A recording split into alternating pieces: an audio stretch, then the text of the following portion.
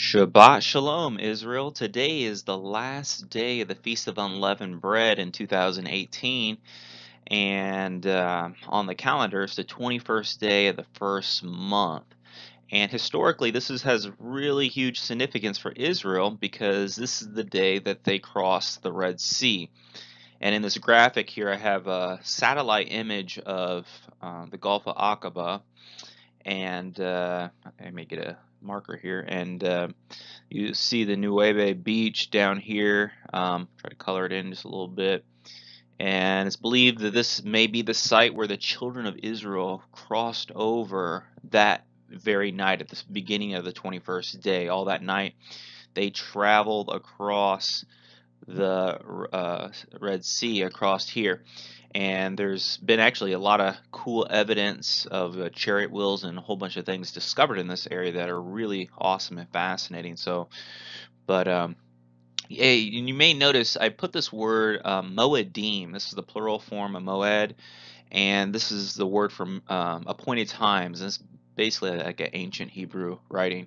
And there's a lot of cool things you can see in it in regards to the Exodus and the passing through the Red Sea.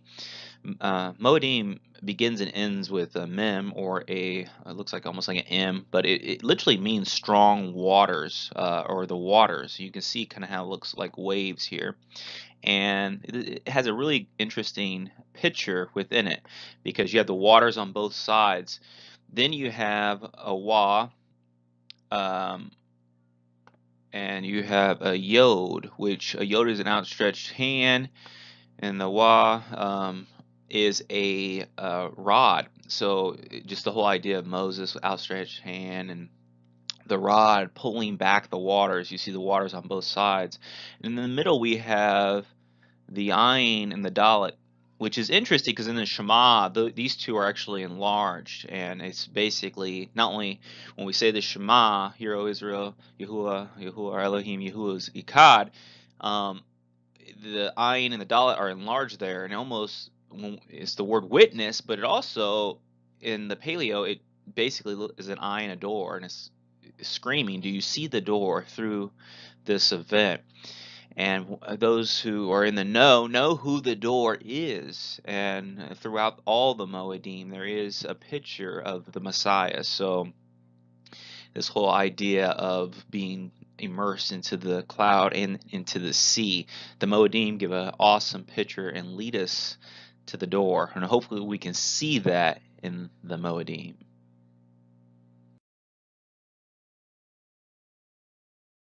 Today we're going to be continuing our talk on how to figure the Omer properly.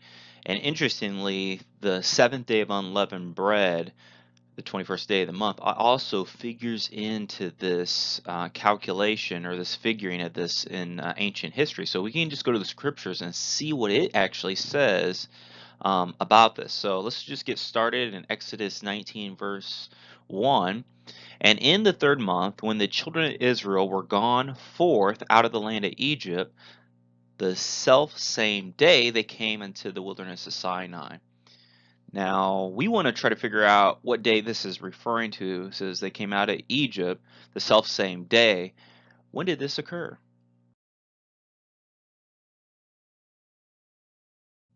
Exodus 12:16b and 17. It is written, "And the seventh day shall be a set apart convocation to you. No manner of work shall be done in them, except what must be eaten by every person. That alone may be prepared by you.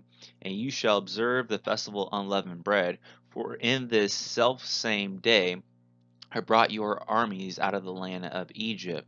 Therefore you shall observe this day in your generations as an ordinance throughout the ages."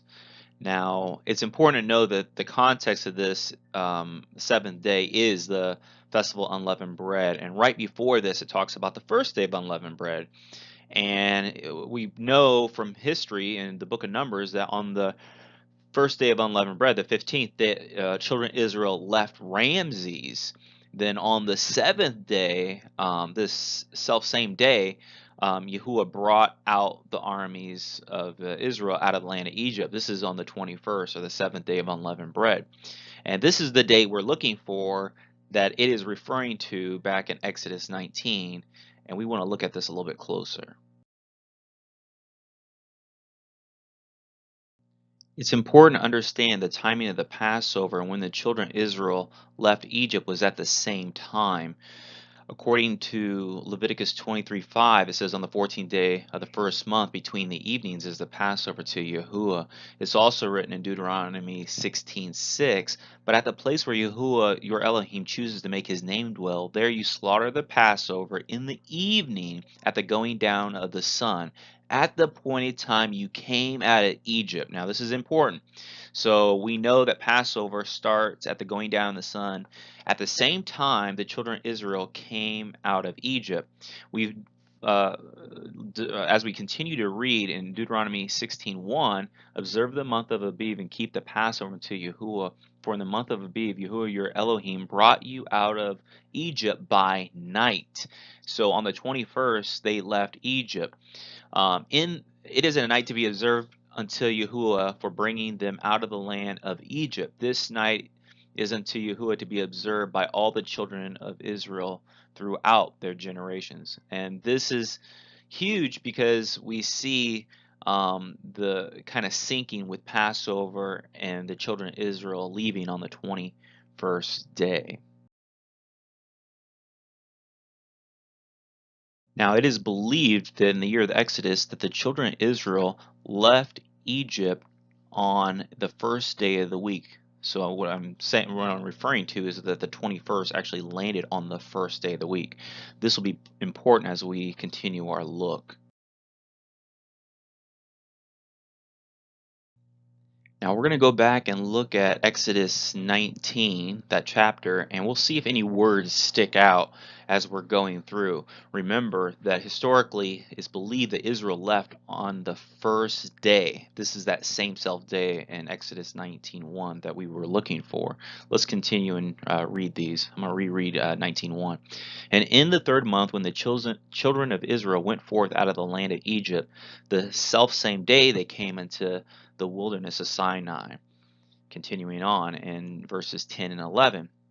And Yahuwah said to Moses, go to the people and set them apart today and tomorrow, and let them wash their clothes, and be ready on the third day.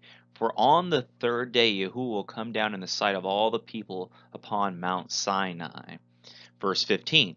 And he said to the people, be ready for the third day. Do not come near your wives. Exodus 19:16 through 20. Then it came to pass on the third day in the morning that there was thunderings and lightnings and a thick cloud on the mountain. The sound of the trumpet was very loud, so that all the people who were in the camp trembled. And Moses brought the people out of the camp to meet Elohim, and they stood at the foot of the mountain. Now Mount Sinai was completely in smoke because Yahuwah descended upon it in fire, and its smoke ascended like the smoke of a furnace, and the whole mountain quaked greatly. And when the blast of the trumpet sounded long and became louder and louder, Moses spoke, and Elohim answered him by voice. Then Yahuwah came down upon the Mount Sinai on top of the mountain. Now, this is an incredible passage, but we can see that it says in 7 verses, it says 4 times that on the third day, be ready by the third day. And this is really huge when we consider the history that we know that they actually were at the wilderness of Sinai on the same self day they came out of Egypt. Let's look at the calendar one more time in the third month in the year of the Exodus.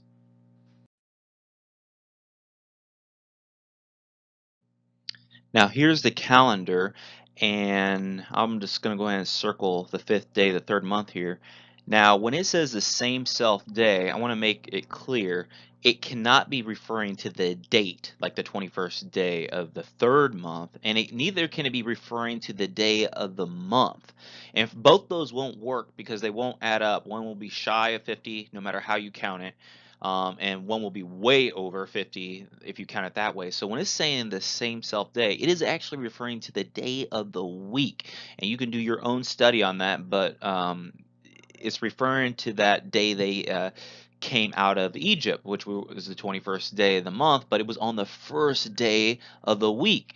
Now, when we go to the third month, and we understand that when we read Exodus 19, it makes perfect sense because he basically said, set yourselves apart today, which is on the first day of the week, and tomorrow, which would be the second day, for on the third day I will come down to you on Mount Sinai.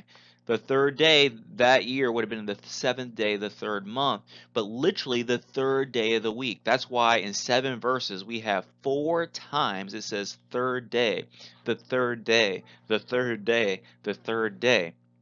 Now, this is a problem for anybody who believes that the Omer count is always on the first day of the week and that Shabuot is always on the first day, because right here in the book of Exodus, we have 4 verses that say third day, third day, third day, third day.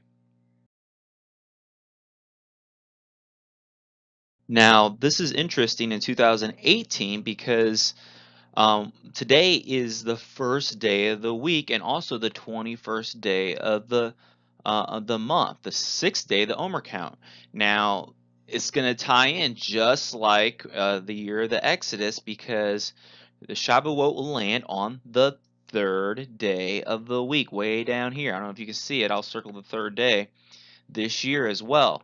And one of the reasons, it depends on the lengths of months 1 and 2, but the only difference is in this year, in 2018, it will be the sixth day of the third month, where in the Exodus year it was the seventh day of the third month. But nevertheless, today is the first day of the week, and we will actually be celebrating Shavuot on the third day, which is commonly known as Tuesday. When we go back, way back to the book of Bereshit or Genesis, we see this thematic connection with the third day and first fruits springing forth from the earth.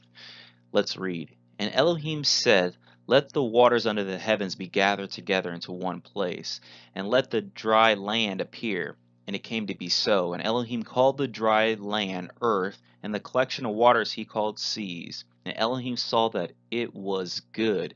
And Elohim said, let the earth bring forth grass, the plant that yields seed, and the fruit tree that yields fruit according to its kind, whose seed is in itself on the earth. And it came to be so. And the earth brought forth grass and plant that yields seed according to its kind, and the fruit tree that yields fruit, whose seed is in itself according to its kind. And Elohim saw that it was good. And there came to be evening, and there came to be morning, the third day.